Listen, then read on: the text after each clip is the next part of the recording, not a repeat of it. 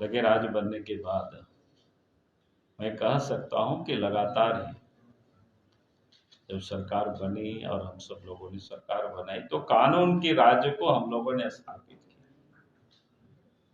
यानी जो किसान खेत खलिहानों को छोड़ करके शहर की ओर पलायन कर गए थे, खेतों को छोड़ दिया था माओवादिस्ट उग्रवादियों के कारण, फिर वो वापस आए और खेती बाड़ी करने लगे। तो मैं ये कह रहा था कि उस समय की यह हालत आप सब लोग अगर याद करेंगे तो आप आज के तारीख से अगर आप तुलना करेंगे तो भारतीय जनता पार्टी की, जिसे हमने कहा कि 3 मुख्यमंत्री थे और हम सब लोगों ने इस राज्य में पहला काम कानून व्यवस्था को ठीक रखा। लेकिन जैसे ही प्रदेश में हेमंत सोरेन के नेतृत्व में सरकार बनी तो अब कानून व्यवस्था इतनी खराब हुई है, मैं वर्णन नहीं कर सकता। अब उसमें भी जो धनबाद जैसा क्षेत्र जहां पर कोयला नगरी है, आम लोग वहां बताते हैं कि भाई कोयला की यानी आज तक इस प्रकार से अवैध रूप से उत्खनन कभी नहीं हुआ था जितना इस वक्त हो रहा है हेमंत सोरेन के राज्य में। आए दिन बड़े बड़े व्यवसायी छोड़ दीजिए, छोटे छोटे उद्यमियों को भी, दुकानदारों को भी टेलीफोन पर धमकियां दी जाती है, पैसा जमा करो, दो नहीं तो फिर जान से हाथ धोना पड़ेगा। गोलियां भी चलती है, ये आम घटना है। कुछ दिन पहले व्यापारियों ने भी बंद किया था बाजार, आप सब लोगों के संज्ञान में।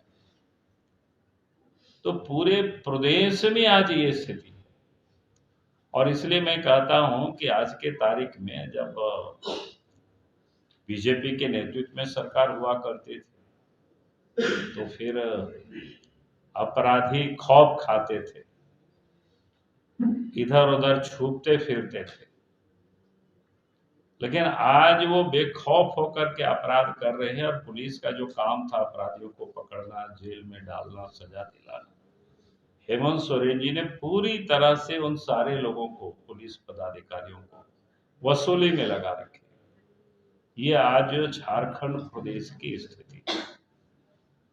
मैंने इसलिए कानून व्यवस्था की मुद्दा को पहले उठाया क्योंकि मैं व्यक्तिगत रूप से भी मैं मानता हूं सरकार की पहली ड्यूटी होती है कानून व्यवस्था को ठीक रखना। अगर कानून व्यवस्था ठीक नहीं रहेगी तो फिर राज्य कभी भी प्रगति नहीं कर सकता है, तरक्की नहीं कर सकता है। क्योंकि आम लोगों को सुकून की जिंदगी चाहिए, तभी उद्योग धंधा फल फूल सकता है, नहीं तो फिर नहीं हो सकता है। और आज मैं कह सकता हूं ये 4 वर्षों की हेमंत सोरेन की सरकार में कानून व्यवस्था पूरी तरह से, जिसको कह सकते हैं, ठप हो चुका है। उसके बाद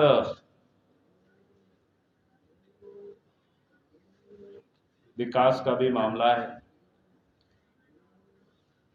तो बीजेपी की जब सरकार बनी तो आप सबको ध्यान में है कि गांव तक पहुंचने की क्या हालत थी, वो किसी से छुपा हुआ नहीं हो सकता। कि गांव के लोग मुख्य सड़क तक पहुंचने में कठिनाई थी, यानी आवागमन की सुविधा नहीं। आज मैं कह सकता हूं बीजेपी की जब से केंद्र में भी सरकार बनी और प्रदेश में भी जब सरकार रही तो आवागमन की सुविधा यानी सड़कों की सुविधा, सड़कों के, इसको कह सकते हैं, जाल बिछाया गया। प्रधानमंत्री ग्राम सड़क योजना, मुख्यमंत्री सेतु योजना, नदी नाला में पुल पुलिया बना, और देश के प्रधानमंत्री नरेंद्र मोदी जी जो बने तो एक बड़ा संकल्प लेकर के पूरे देश और झारखंड में भी पीछे नहीं रहा, यानी गांव के घरों तक भी बिजली पहुंची। और आप याद करिए, पहले हम लोग मिट्टी तेल के लिए जूझना पड़ता था। कहीं जहां कहीं भी जाते थे लोगों की शिकायत यही मिलता था कि भाई हमारे यहाँ मिट्टी तेल नहीं मिल रहा है, नहीं बांट रहा है। लेकिन बीजेपी की जब सरकार बनी तो लगातार मैं कह सकता हूँ विकास के उस मुकाम को हासिल किया। अब मिट्टी तेल की कहीं कोई चर्चा भी लोग नहीं करते। अब अगर कहीं लोग चर्चा करते हैं तो भाई हमारे यहाँ 10 दिनों से 15 दिनों से ट्रांसफार्मर जला हुआ है, या 60 kVA का ट्रांसफार्मर है, ठीक से वोल्टेज नहीं रहता है, तो 100 kVA का मिलना चाहिए, 200 kVA का मिलना चाहिए। तो आप बिल्कुल डिमांड ही बिल्कुल बदल गई। तो आप ये कह सकते हो कि